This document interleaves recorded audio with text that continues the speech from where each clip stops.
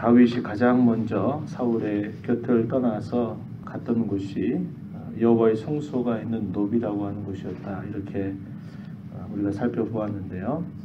그 노비라고 하는 곳에서 다윗이 떡을 얻고 또 칼을 얻어서 그가 또 다른 곳으로 옮겨가는데, 그 노비에 있을 때에 도액이라고 하는 사람이 있었습니다. 이 도액이라고 하는 사람이 밀고를 하게 되는 거죠. 밀독을 하게 되면서 이 노베에 있는 제사장들을 사울이 쭉 죽이는 큰 죄를 범하게 되는 내용들이 오늘 본문 속에서 우리가 확인할 수 있습니다. 다윗은 가드왕 아기스에게도 피신도 하였고, 거기에서 마치 정신 나간 사람처럼 이렇게 행동을 하다가 이 아기스 왕이 저 미치광이를 왜 이곳에 데려왔느냐 하면서 이 다윗을 받아들여주지 않고, 그러면서 다윗은 어디로 가게 되냐면 아둘람 굴, 거기로 피신을 하게 됩니다. 그 아둘람 굴로 피신을 할 때 그의 형제들과 그의 온 집안 식구들도 다 그곳에 함께 하였고, 또한 그뿐만 아니라 약 400여 명 정도의 무리들이 이 다윗과 함께 하는데요. 22장 2절 말씀에 보면은 환난당한 모든 자, 빚진 모든 자, 마음이 원통한 자, 그들이 다 다윗에게로 모였다 그랬습니다. 모여있는 무리 400여 명의 우두머리로서 이제 다윗이 자기 자신 한 사람 이렇게 피해서 이제 가는 정도가 아니라, 그런 피신 가운데서도 400여 명을 그가 거느리고 책임을 져야만 되는 그러한 중책을 그가 맡게 된 것입니다. 그런 다음에 그가 어디로 가게 되냐면 모압의 미스베라고 하는 곳으로 가서 모압 왕에게 자기의 가족들을 부탁을 하게 되고요. 하나님께서 선지자 갓을 보내서 이 다윗에게 너 거기 머물지 말고 유다 땅으로 돌아가라. 그래서 다윗이 이 무리들과 더불어서 어디로 가냐면 유다 땅 헤렛 수풀이라고 하는 곳에 이르게 됩니다. 이 유다 지역으로 돌아왔다라고 하는 소식이 이 사울에게 전달이 된 겁니다. 그래서 사울이 베냐민에 있는 사람들을 불러놓고는 이 사람들을 책망하는 겁니다. 다윗이 이렇게 내가 그를 쫓고 있고 그를 잡으려고 하고 있는데 너희들이 왜 나를 이렇게 도와주지 않느냐라고 책망을 하는 것이죠. 7절 말씀에 보면요, 그렇게 말합니다. 사울이 곁에 선 신하들에게 말하기를 너희 베냐민 사람들아 들으라. 이새의 아들이 너희에게 각기 밭과 포도원을 주면 너희를 천부장 백부장을 삼겠느냐? 너희가 다 공모하여 나를 대적하며 내 아들이 이새의 아들과 맹약하였으되 내게 고발하는 자가 하나도 없고 나를 위하여 슬퍼하거나 내 아들이 내 신하를 선동하여 오늘이라도 매복하였다가 나를 치려하는 것을 내게 알리는 자가 하나도 없다.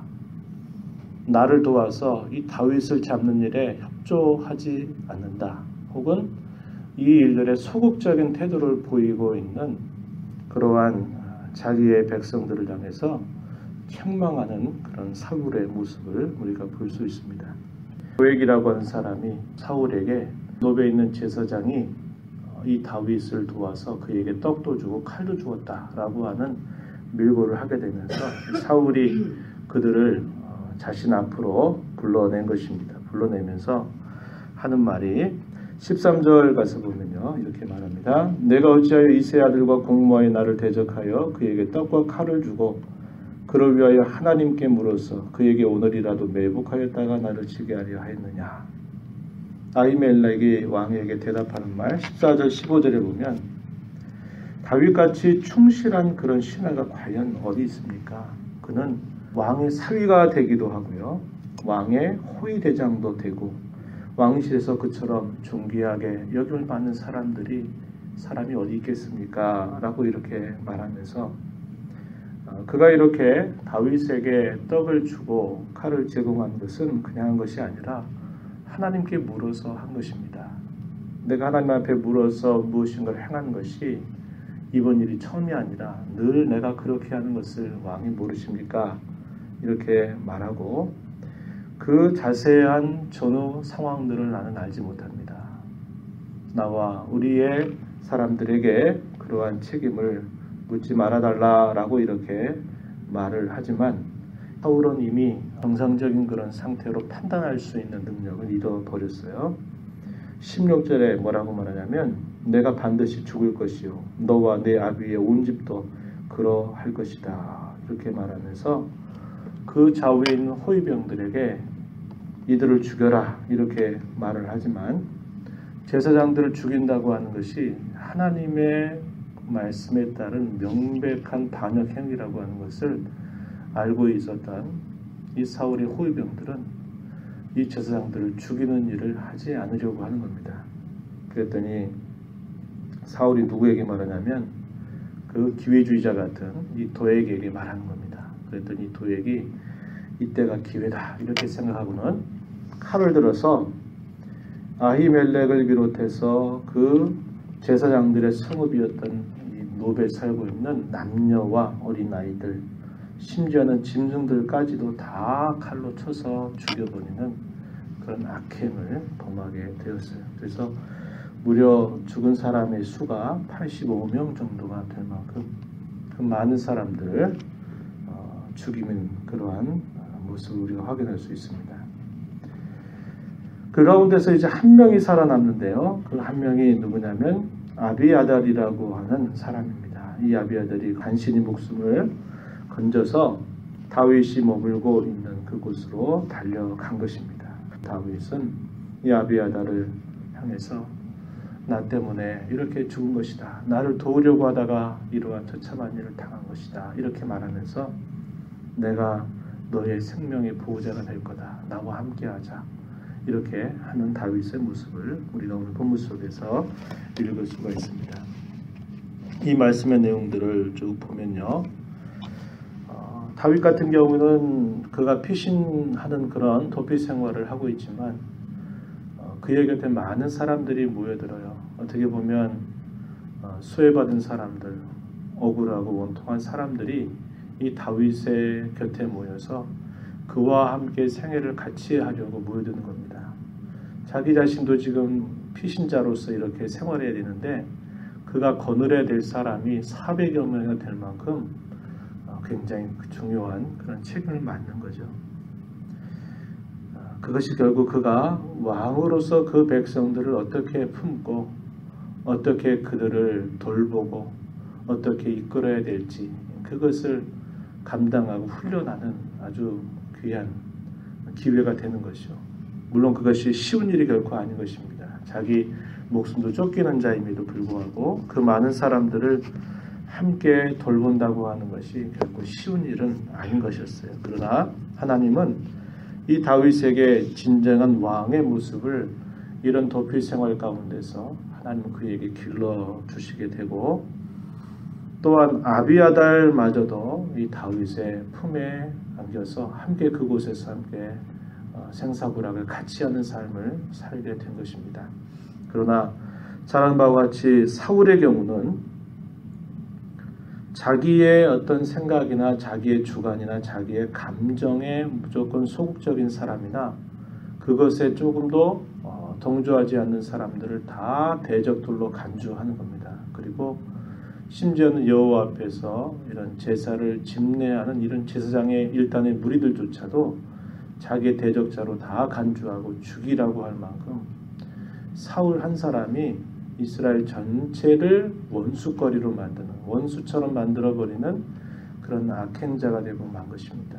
그래서 다윗 같은 경우는 이스라엘의 왕으로 그가 쭉 세워가서 그 백성들을 돌보는 상황이지만은 사울은 자기 편에 서지 않는 모든 사람은 다 원수입니다. 그래서 그 한 사람이 이스라엘 전체를 마치 원수처럼 삼아서 이스라엘의 대적자가 되어버리는 이러한 모습을 대조적으로 보여주고 있음을 알게 되는 겁니다.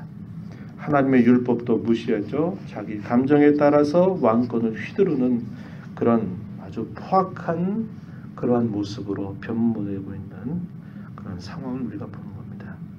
사울에게 맡겨주신 그 직분은 무엇을 위한 것이었나요? 이스라엘 백성들을 위한 것입니다. 이스라엘 백성들을 잘 돌봐서 그들이 하나님 앞에서 하나님의 백성답게 살아가는 일을 위해서 하나님이 사울을 이스라엘의 왕으로 삼아 주셨는데 그는 자기의 왕직을 위해서 자기의 생각을 위해서 이스라엘 백성들을 수단으로 삼는 거죠.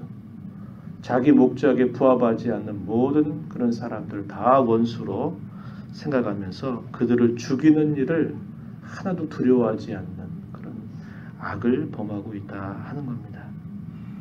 그래서 이런 대조적인 모습을 통해서 다윗은 왕으로 계속적으로 거듭나는 그런 모습으로 변해가고 있고 사울은 결국 폐위돼서는 안 되는 이스라엘에서 더 이상 살아서는 안 될 만큼 그런 악한 사람으로 이렇게 결국 쇠락의 길을 걷는 모습을 우리가 확인할 수 있는 겁니다. 주님께서 교회 가운데서 교회를 이루고서 우리 각자에게 어떠한 역할과 직임을 주님이 허락하신 것은 주의 몸된 교회를 위한 것입니다. 주의 몸된 교회를 위한다고 하는 것은 성도 전체를 위한 것입니다.